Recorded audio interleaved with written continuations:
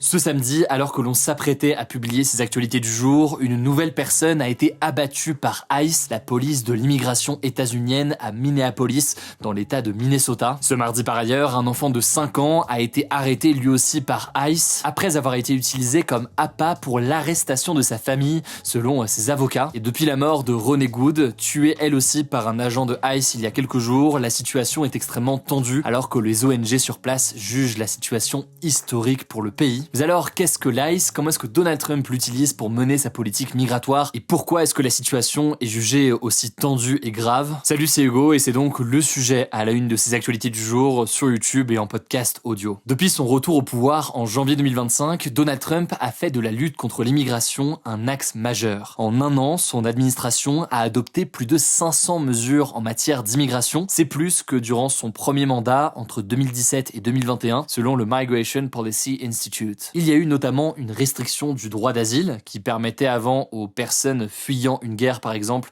ou une situation critique de venir aux États-Unis. Mais surtout en fait, en interne, on assiste à une mobilisation massive de ICE, la police fédérale donc de l'immigration. Alors d'abord, il faut déjà comprendre que ICE en soi, ce n'est pas une structure qui a été créée par Donald Trump. Elle a été créée en 2003 après les attentats du 11 septembre 2001 à New York. Et l'ICE, ça veut donc dire Immigration and Customs Enforcement. Elle est donc chargée, en théorie en tout cas, d'appliquer les lois sur l'immigration et la douane, de lutter contre les trafics et de prévenir le terrorisme. Mais le truc, c'est que depuis le retour de Donald Trump, ces méthodes, elles sont très vivement contestées, notamment après 2 affaires récentes dans l'état du Minnesota, où l'ICE a lancé une vaste opération avec des raids extrêmement spectaculaires qui ont semé la terreur au sein des populations. Alors la première affaire, on l'a dit, qui a beaucoup fait parler, c'est la mort de Ronnie Nicole Good, une femme de 37 ans, tuée le 7 janvier à Minneapolis par un agent de l'ICE alors qu'elle était au volant de sa voiture. L'administration de Donald Trump affirme que l'agent a tiré pour se défendre et se protéger, une version qui est aujourd'hui contestée notamment par les autorités locales qui sont démocrates ou encore par sa famille, en s'appuyant notamment sur des analyses et sur des vidéos. Ronnie Good était la 5e personne tuée lors d'opérations anti-immigration depuis fin 2024 et sa mort, elle a déclenché depuis des centaines de manifestations dans le pays. L'autre affaire, on en a parlé ce mardi, un enfant de 5 ans, Liam Conejo Ramos, a été arrêté avec son père, eux aussi dans le Minnesota, alors qu'il rentrait de l'école selon le Washington Post. Son père aurait pris la fuite à pied lorsque les agents de l'ICE se sont approchés d'eux selon le département de la sécurité intérieure, avant d'être donc arrêtés. Mais les policiers auraient ensuite utilisé le petit garçon comme appât en lui demandant de frapper à la porte de sa propre maison pour vérifier si d'autres personnes se trouvaient à l'intérieur. C'est ce qu'indique le district scolaire de Columbia Heights. À noter qu'un autre adulte habitant le foyer a supplié les agents de laisser l'enfant avec lui, mais les agents de l'ICE auraient refusé. De leur côté, les autorités affirment ne pas avoir utilisé l'enfant comme appât, mais l'avoir simplement gardé en attendant de retrouver leur père. Alors Liam et son père se trouvent actuellement dans un centre de détention à San Antonio, au Texas, à 2000 km de Minneapolis. Même s'ils ne sont pas citoyens américains, ils ont, selon leurs avocats, respecté toutes les démarches légales en matière de demande d'asile. Une demande d'asile qui était actuellement en train d'être examinée. Enfin, je le disais donc, un homme a été tué par balle ce samedi. Selon la police, l'homme était un citoyen américain et toujours selon la police, il était armé. Le gouverneur démocrate de Minneapolis dénonce des tirs atroces de la police. Les circonstances de sa mort restent pour l'instant à déterminer, mais une vidéo filmée par des passants circule sur les réseaux sociaux. On y voit plusieurs agents masqués et cagoulés projeter un homme à terre pour l'immobiliser et alors qu'il se débat, on entend soudain un coup de feu. Mais pour le moment, les circonstances exactes sont encore extrêmement floues. Ce qui est sûr, c'est que la tension du coup à Minneapolis est extrêmement importante. Déjà dans la journée et avant donc que cet homme ne soit tué, il y avait des milliers de personnes qui manifestaient contre ICE dans la ville. On peut noter que des centaines d'entreprises de la ville avaient d'ailleurs fermé ou permis à leurs employés de prendre un jour de congé pour pouvoir participer facilement à la manifestation. Et au moment vraiment où j'enregistre ces actualités, la situation reste extrêmement tendue, donc on va continuer à suivre ce qui se passe. Alors ces situations, elles illustrent l'état de tension mais aussi d'inquiétude chez de nombreux habitants. En un an, l'agence ICE est passée de 10 000 à plus de 20 000 agents selon plusieurs rapports. Et c'est dû à une campagne de recrutement absolument massive avec notamment des contreparties alléchantes comme le remboursement de prêts étudiants ou encore des avantages financiers très élevés. Des avantages qui ont permis de convaincre certaines personnes de rejoindre l'agence. Le budget de l'ICE a d'ailleurs triplé depuis le retour de Trump. À sa création, c'était un budget de 3 milliards de dollars. En 2025, c'était 10 et a priori, ça pourrait tripler dans les prochaines années. Mais surtout, en fait, au-delà du budget, ce qui a véritablement changé, ce sont les personnes visées par ICE. Alors si l'agence affirme officiellement viser d'abord les étrangers jugés dangereux, eh bien de nombreuses arrestations concernent des personnes avec absolument aucun antécédent criminel. Et en réalité, les études montrent que l'immense majorité des personnes arrêtées n'ont aucune condamnation pénale. Autrement dit, pour être très clair, elles peuvent être potentiellement en situation irrégulière, quoique ce n'est pas le cas de toutes les personnes qui ont été arrêtées, il y a eu beaucoup de documentation sur le sujet, mais elles ont rarement de casier judiciaire. Bref, ces arrestations massives et ces raids dans plusieurs villes ont entraîné une hausse historique des détentions. En janvier 2025, près de 15 000 personnes étaient détenues après leur arrestation par l'ICE. Fin novembre, elles étaient plus de 53 000 selon les données de l'ICE collectées par Track Reports, qui est un programme de recherche aux États-Unis. Et ces chiffres, il faut bien comprendre qu'ils pourraient être sous-estimés. Et par ailleurs, ce qu'il faut comprendre, c'est que au-delà de ces arrestations massives, ce sont aussi les traitements dans les centres de détention qui sont moins connus et qui inquiètent fortement les ONG. Enfin, ce qu'il faut comprendre, c'est que les ONG sur place dénoncent des raids effectués au faciès sans toujours de motif établi, créant un climat de peur chez de très nombreuses personnes qui craignent de se déplacer, de se rendre à leur travail ou même d'emmener leurs enfants à l'école par crainte d'être ciblés par des agents de l'ICE simplement au faciès. C'est donc véritablement le mode opératoire de raids avec des personnes lourdement armées et souvent masquées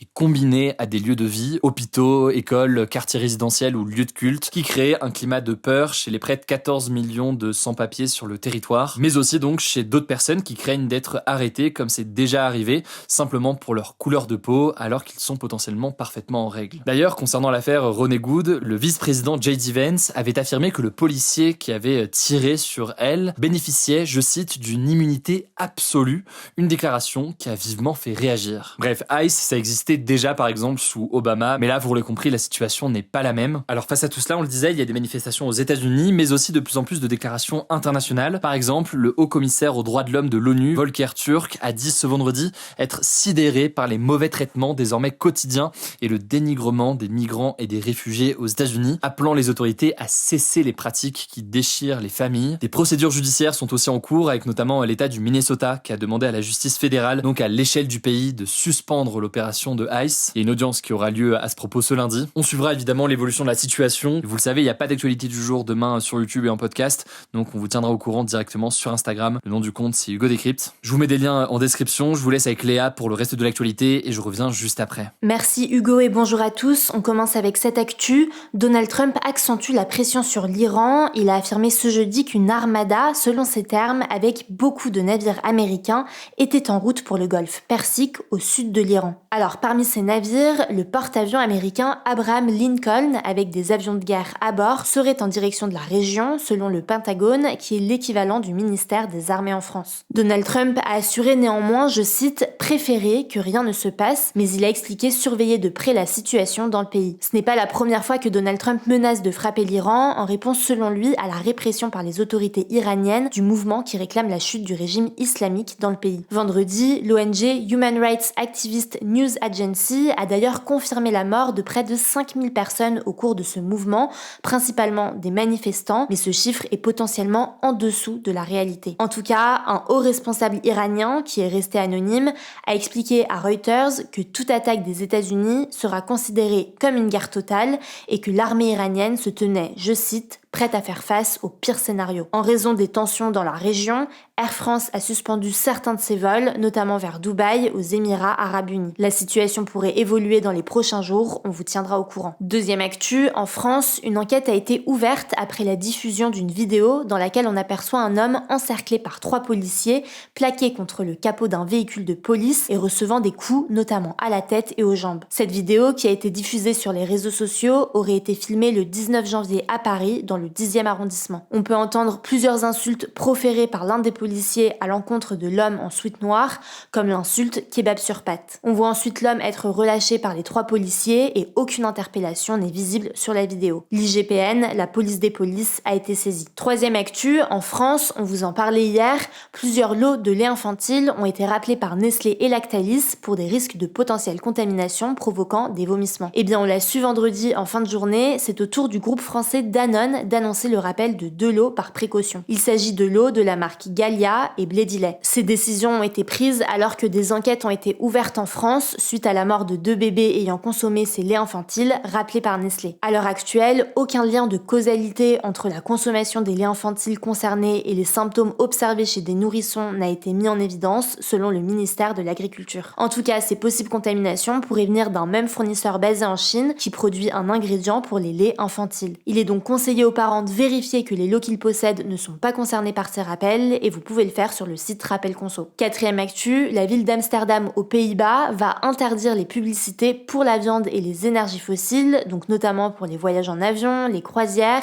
et les véhicules non électriques. Ces publicités devront disparaître des rues, des gares, des stations de métro et des arrêts de bus d'ici le milieu d'année 2026. Cette interdiction, qui a été adoptée par le conseil municipal de la ville cette semaine, est une première pour une capitale dans le monde, mais des mesures similaires existaient déjà dans certaines villes néerlandaises. Le parti écologiste GroenLinks, qui a initié l'interdiction, a évoqué, je cite, une victoire importante pour le climat et la santé publique. À noter que c'est la justice néerlandaise qui a permis à Amsterdam de prendre ces mesures en autorisant il y a 1 an les municipalités à imposer des restrictions à la publicité. Seule condition néanmoins que ces publicités portent atteinte à des intérêts publics comme la santé et le climat. Et on finit avec cette actu, le grimpeur américain Alex Honnold va effectuer ce week-end l'ascension sans sécurité, sans corde et sans filet de l'une des plus hautes tours du monde, la tour Taipei 101 à Taïwan, qui s'élève à plus de 500 mètres de haut. L'événement, qui a été décalé d'1 jour à cause de mauvaises conditions météo, doit avoir lieu pendant la nuit de samedi à dimanche vers 2h du matin. Et alors la particularité de cette ascension, c'est qu'elle sera diffusée en direct sur Netflix, ce qui provoque plusieurs critiques. Dans le journal britannique The Guardian, des professionnels et pratiquants d'escalade se sont par exemple étonnés de la mise en scène de ce genre de défi, tandis qu'une tribune du quotidien américain, le Wall Street Journal, a qualifié l'événement, je cite, de voyeuriste, macabre et irresponsable, rappelant les risques liés à cette discipline. Selon The Guardian, Netflix devrait diffuser avec un léger différé de 10 secondes, ce qui permettra de couper la diffusion rapidement en cas de problème. Merci beaucoup Léa pour ces actualités. Alors je le disais, on va continuer à suivre tout ça directement sur Instagram. Le nom du compte c'est Hugo Décrypte. Prenez soin de vous, prenez soin de nos proches et on revient donc lundi pour une nouvelle vidéo.